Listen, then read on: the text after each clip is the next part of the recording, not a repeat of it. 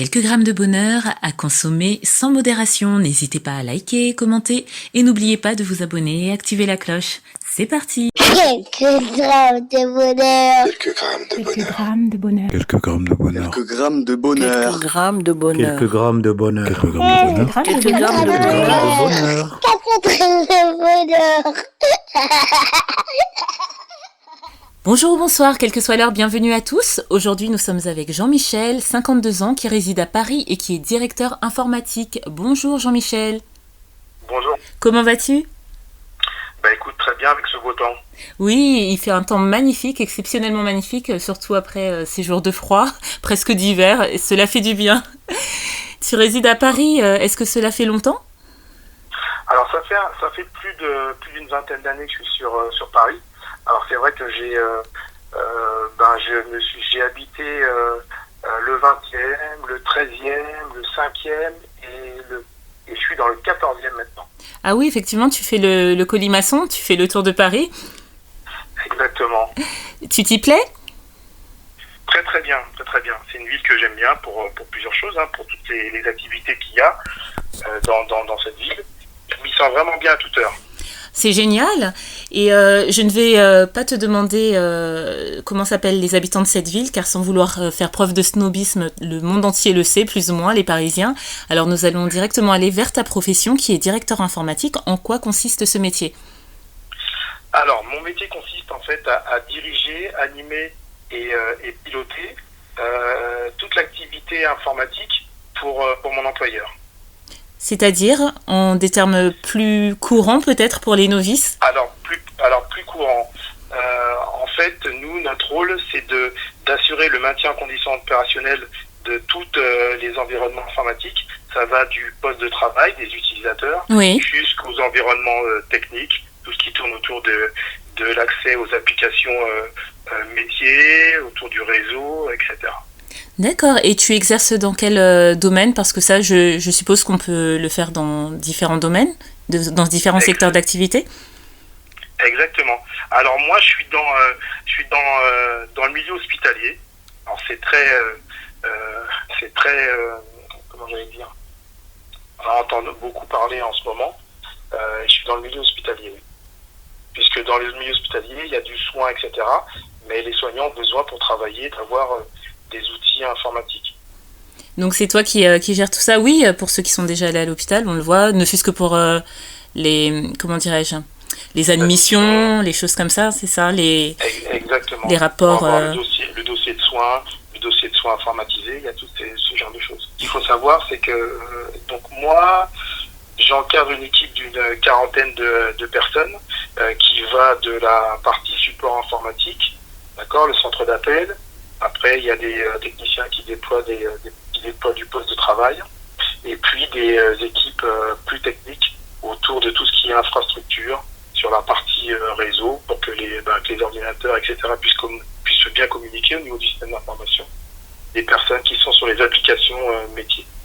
Mais merci pour les explications, parce que cela est toujours intéressant de savoir comment se passent, entre guillemets, les coulisses de ces lieux qui nous semblent familiers et pourtant dont on ne connaît pas grand-chose, avec toutes ces personnes de l'ombre, si on peut dire. Donc merci pour l'éclairage. Tout à fait.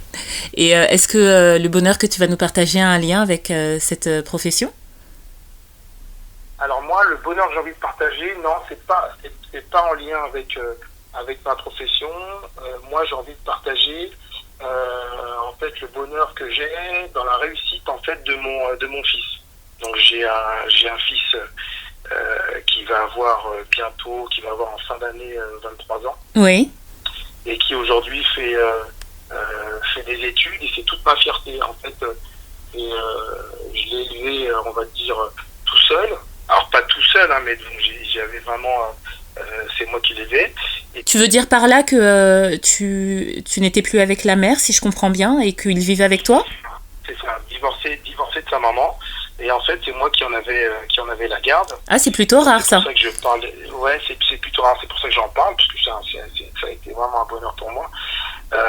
Et puis donc, du coup, la fierté aujourd'hui, qu'il soit en train de terminer sa deuxième licence en psycho, et puis qui va entrer en master.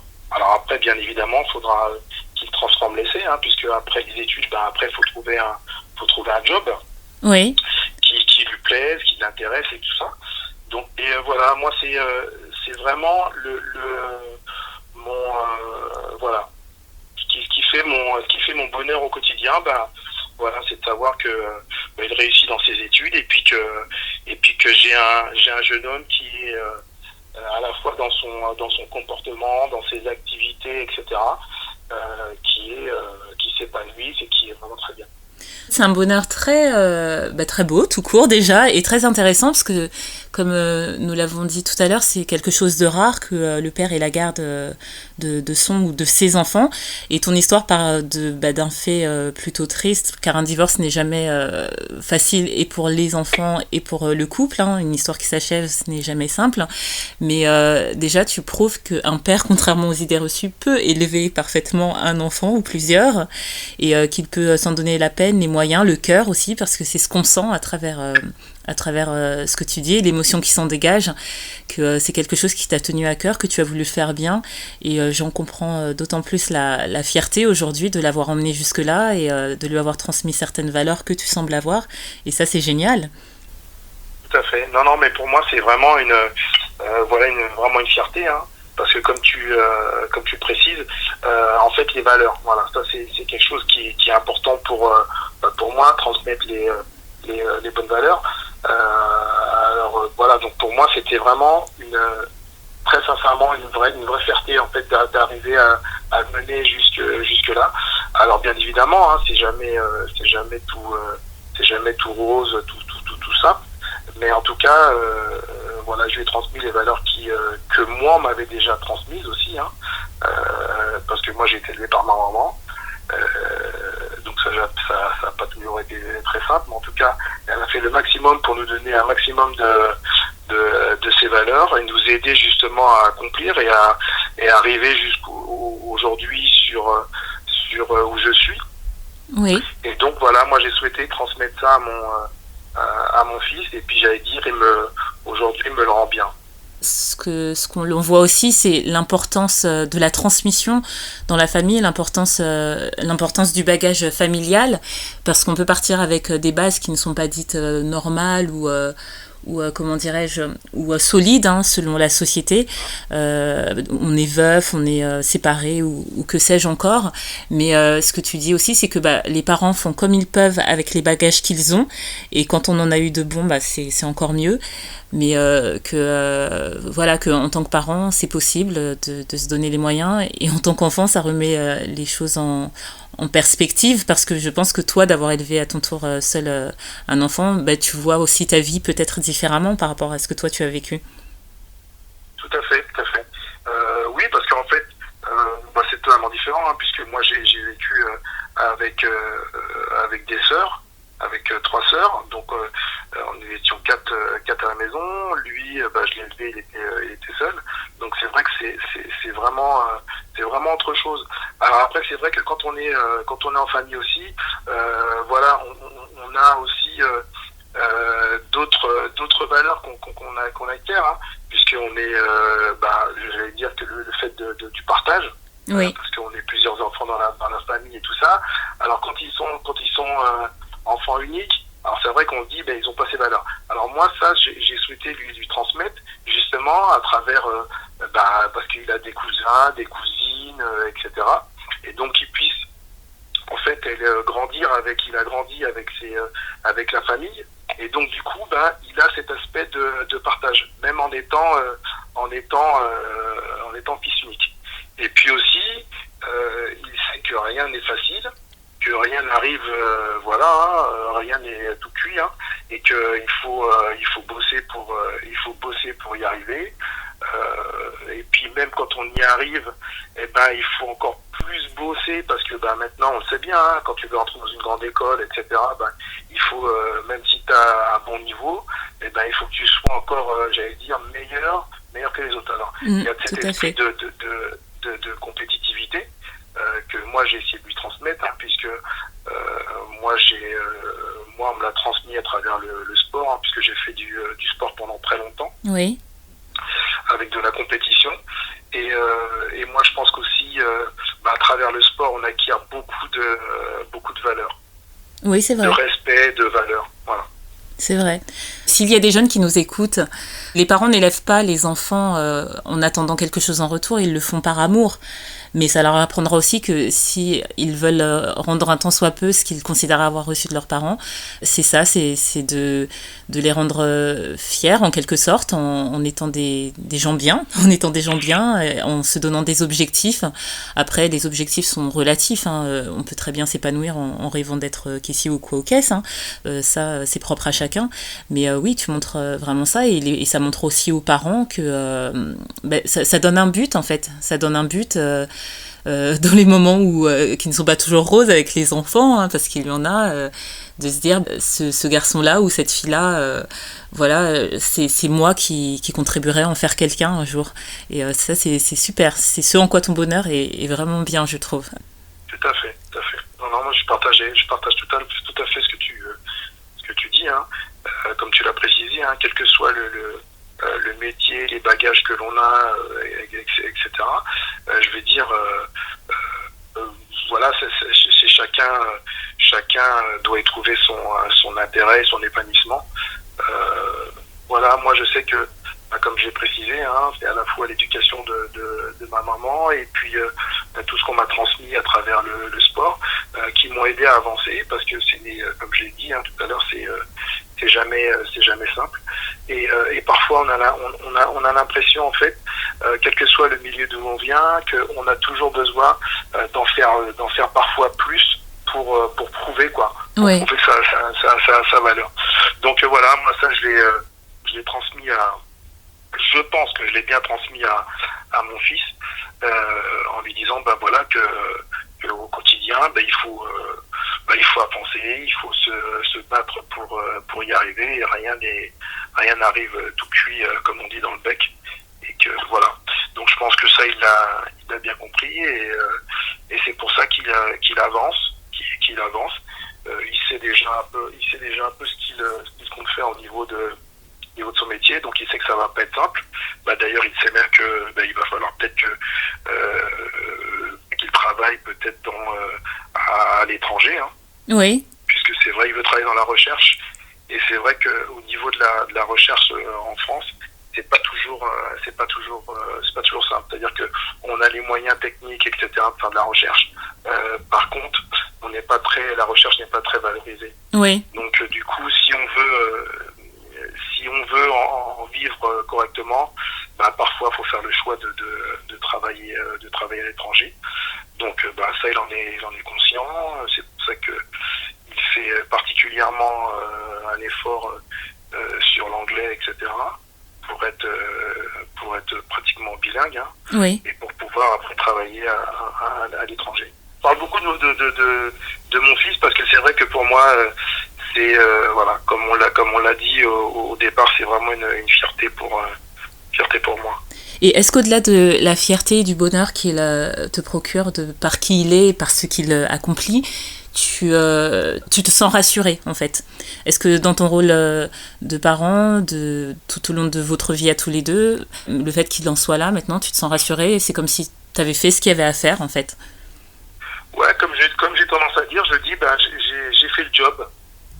J'ai fait le job. Ouais. Alors maintenant c'est pas fini, hein, parce que je crois que même si après il va avoir une vie de famille, va avoir des enfants, etc., je me dis que ça restera quand même mon enfant. C'est particulier, parce que c'est souvent les mamans qu'on entend dire ça. Même un père, c'est-à-dire on se dit je serai toujours inquiet quelque part. Oui. Donc même si là, comme je dis assez facilement j'ai fait le job, mais demain moi je vais avoir de l'inquiétude quand il aura fini ses études, pour savoir à quel moment il va trouver son premier job, qu'il s'y sente bien, qu'il s'y sente épanoui, voilà, après qu'il puisse complètement s'installer, etc. Donc tout ça, je pense que on sait en tant que parent, ça ne s'arrête pas du jour au lendemain. C'est-à-dire que même quand je serai à la retraite, j'espère que j'irai jusque-là, et puis même après, je me dis, j'aurai toujours cette inquiétude-là de savoir, voilà, qu'est-ce qu'il fait, qu'il est bien, etc. Et je le ressens tout ça, à travers ma maman, quoi. C'est-à-dire que il y a toujours un appel où je l'appelle, voilà, toujours savoir est-ce que tout va va bien, etc. Et il y a quelque chose d'assez particulier, et qui me fait penser là, c'est que chaque fois que je rends visite à ma maman, la première chose qu'elle me demande est-ce que j'ai mangé. C'est vrai, hein, c'est assez particulier. C'est-à-dire que sa première chose, c'est de savoir est-ce que j'ai mangé. Donc voilà, c'est juste pour qu'on sente un petit peu que, voilà, même après, une fois qu'on se dit qu'on a fait le boulot, eh ben on suit nos enfants, et puis voilà, il y a toujours cette inquiétude, et puis de savoir si tout va bien, etc. Mais c'est fort ce que tu dis, parce que il y a une mère qui me disait souvent, et elle se reconnaîtra en écoutant, que lorsqu'on devient mère, on n'a plus jamais le même sommeil.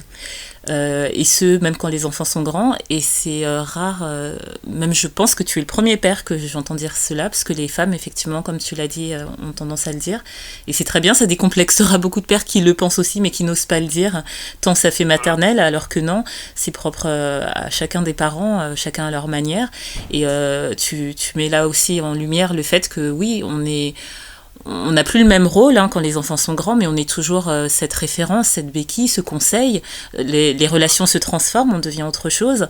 Et je trouve que finalement, à travers le bonheur que tu partages, qui concernait ton fils, ça concerne aussi, je trouve, peut-être que je me trompe, que tu rends aussi quelque part hommage à ta mère. Et ça, je trouve ça très très beau aussi. Tout à fait.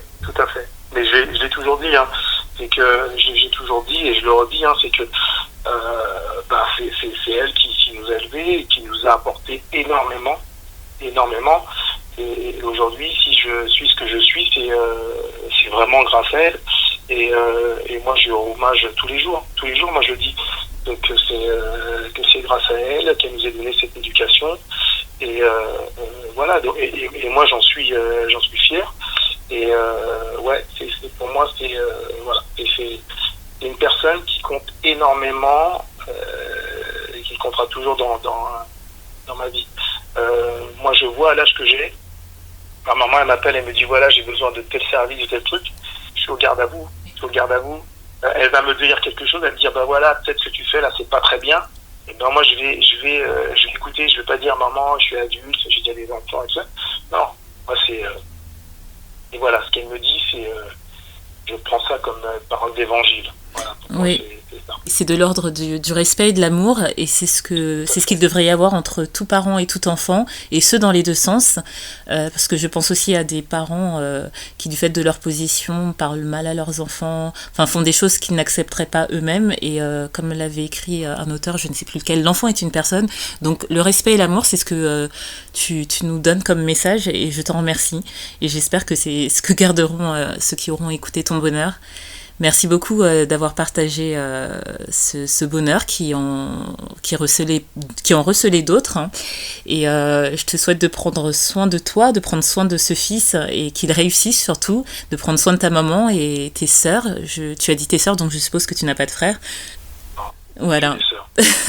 Voilà, et voilà, au milieu de femmes, d'où peut-être ta sensibilité, mais peut-être pas. Il y a des hommes ayant grandi avec des hommes qui ont cette sensibilité et cette intuitivité. Je ne sais pas si dans le dictionnaire, vous irez voir, cher auditeur. Ouais. Et cette douceur, même dans ta voix, il y a une certaine douceur. Merci beaucoup. Merci pour cette interview. Merci infiniment. Je t'en prie, et puis surtout, si tu as un autre bonheur à venir partager, tu n'hésites pas, ce sera avec un grand plaisir que je te recevrai encore. Avec plaisir. À très vite. À bientôt, au revoir. Et n'oubliez pas, vous autres, le bonheur aussi léger soit-il n'est jamais loin, alors sachez le voir, vous en saisir et l'apprécier. À bientôt. Quelques grammes de bonheur. Quelques grammes de bonheur. Quelques grammes de bonheur. Quelques grammes de bonheur. Quelques grammes de bonheur. Quelques grammes de bonheur. Quelques grammes de bonheur. Quelques grammes de bonheur. 4 grammes de bonheur. Également envie de donner un peu de bonheur en partageant le vôtre ? N'hésitez pas à prendre un rendez-vous téléphonique avec moi pour une interview sur le lien suivant que vous trouverez également en barre d'infos. À très vite et n'oubliez pas de vous abonner. Merci.